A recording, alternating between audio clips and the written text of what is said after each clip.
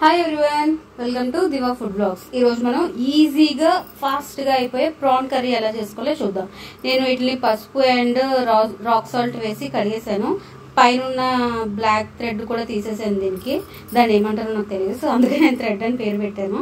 So దాన్ని కూడా తీసేసాను, క్లీన్ చేసి పెట్టుకున్నాను. సీ ఫుడ్ ఎప్పుడైనా సరే సాల్ట్ టర్మరిక్ పౌడర్ వేసి మనం వాష్ చేసాము అంటే దాంట్లో ఉండే నీచు స్మెల్ పోతుంది. అండ్ ఇది సాల్ట్ వల్ల ఇది స్ట్రాంగ్ అవుతుంది. ఫిష్ అయినా ప్రాన్ అయినా స్ట్రాంగ్ అవుతుంది అని చెప్తారు. ఆ టిప్ నాకు మా నాన్నమ్మ చెప్పారు.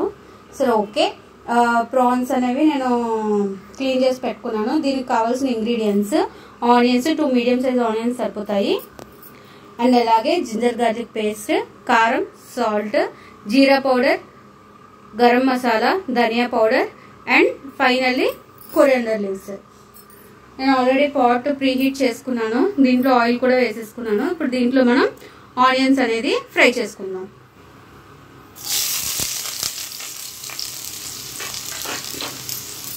ఇది కొంచెం మంచిగా ఫ్రై అయ్యేటట్టు చూసుకోవాలి.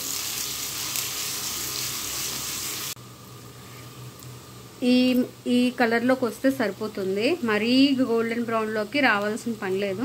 ఇప్పుడు దీంట్లో మనం జింజర్ గార్లిక్ పేస్ట్ అనేది వేసి ఫ్రై చేసుకుందాం.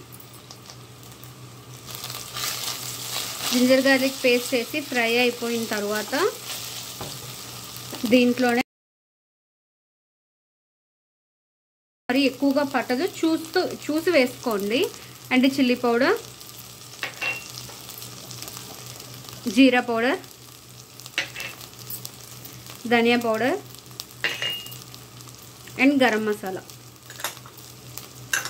ఇవన్నీ కూడా మంచిగా ఫ్రై అయ్యేటట్టు ఒక్కసారి ఆ స్మెల్ పోయేటట్టుగా ఒక్కసారి కలుపుకుందాం.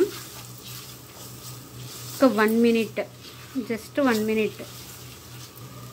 ఇది మంచిగా ఫ్రై అయిపోయింది కదా. ఇప్పుడు మనం క్లీన్ చేసి పెట్టుకున్న ప్రాన్స్ అనేవి దీంట్లో వేసేసుకుందాం. దీన్ని బాగా మిక్స్ చేసుకుందాం స్లోగా.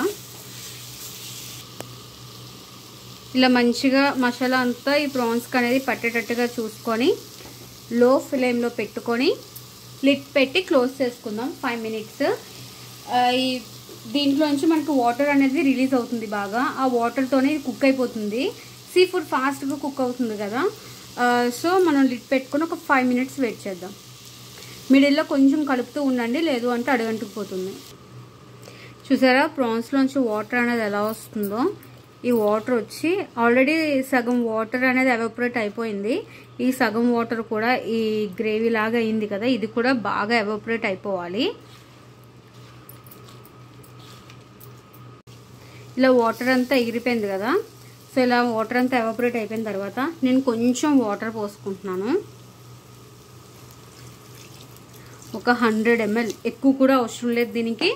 కొంచెం వాటర్ అనేది యాడ్ చేసుకొని ఈ వాటర్ కూడా ఎవాపరేట్ అయ్యే వరకు ఒక 5 మినిట్స్ దీన్ని ఉంచుకుందాం. మనకి లేదు ఆ వాటర్తోనే మనకు సరిపోతుంది, నాకు అట్లానే కావాలి అంటే అలా కూడా మనం స్టవ్ ఆఫ్ చేసేసుకోవచ్చు. బట్ నాకు కొంచెం వాటర్ వేసి ఇంకా బాయిల్ చేస్తేనే నాకు కొంచెం సాటిస్ఫాక్షన్ ఉంటుంది. సో అందుకే నేను కొంచెం గ్రేవీ వచ్చే విధంగా నేను ఒక 100 ml వాటర్ మాత్రమే నేను వేసుకున్నాను దీంట్లో.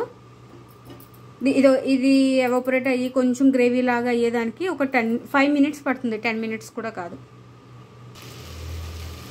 నాకు ఈ మాత్రం గ్రేవీ కావాలి.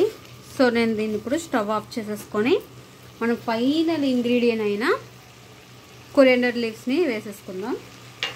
నేను స్టవ్ ఆఫ్ చేసినా సరే పాట్ హీట్కి చూడండి ఎలా బాయిల్ అవుతుందో. ఇంకా కుక్ అవుతుంది చూడండి. బట్ నేను స్టవ్ అనేది ఆఫ్ చేసేసాను ఆల్రెడీ.